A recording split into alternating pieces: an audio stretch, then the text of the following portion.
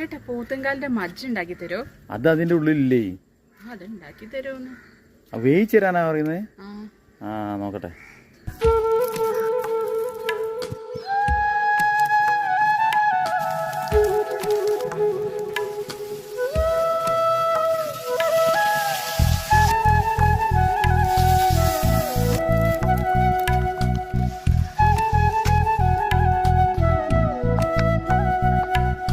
ധനീഷേ, എന്നാ പോത്തിന്റെ എല്ല് തട്ടി നോക്കല്ലേ?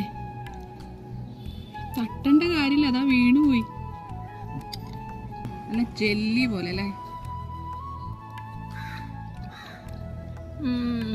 കൊള്ളാം.